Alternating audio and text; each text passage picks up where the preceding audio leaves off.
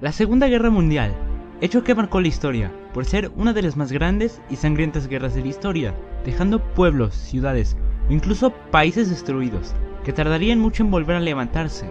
Pero, ¿qué tan bien conocemos la historia?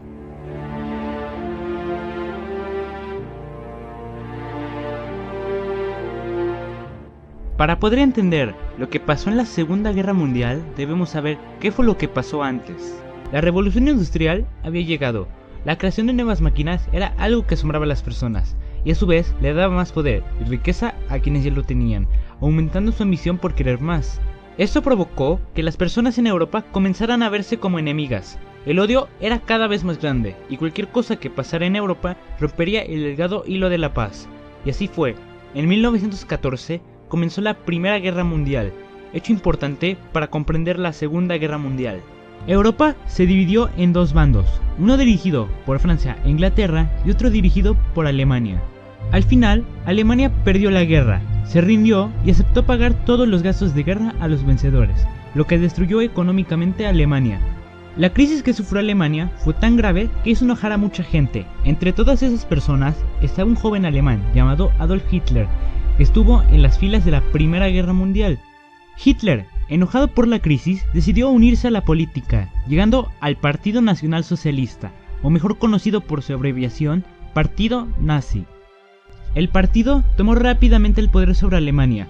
El dinero, que se iba dirigido para pagar los gastos de guerra de la Primera Guerra Mundial, se desvió para mejorar la economía del país y en presupuesto militar. Alemania, ya dirigida por el Partido Nazi, se hizo de muchos enemigos. Entre todos esos estaba la población judía, la Unión Soviética y los comunistas, y cualquier otro país que se le pusiera enfrente.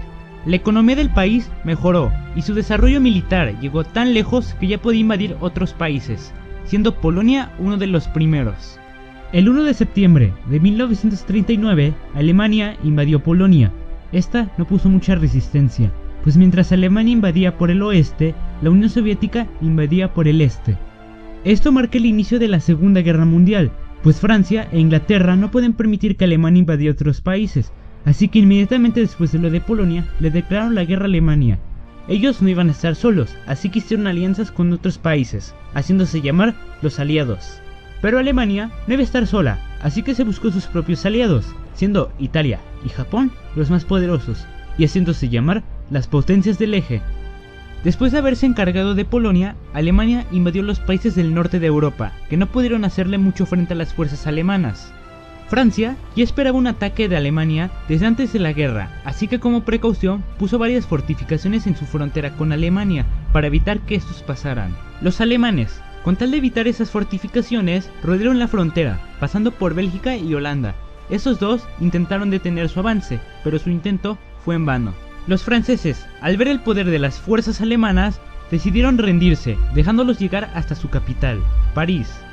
Una vez ocupada la ciudad de París y con un gran poder sobre la gente, Alemania decidió enfocarse en su siguiente enemigo, la población judía.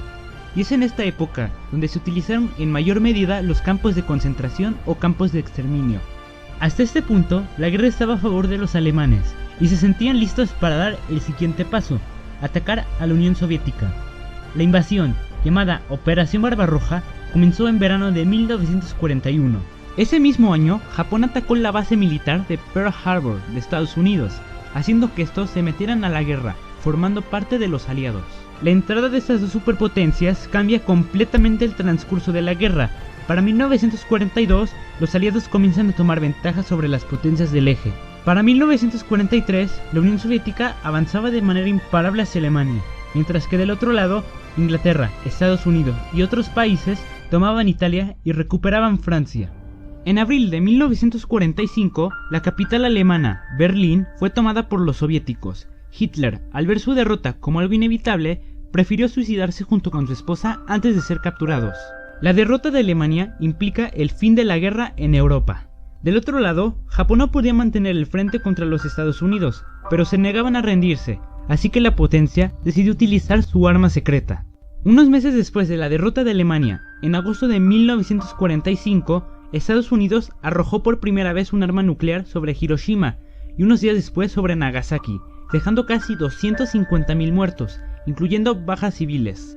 Finalmente, Japón vio el poder que Estados Unidos tenía, así que no tuvo de otra más que rendirse, terminando la guerra, pues era el último país de las potencias del eje que seguía luchando.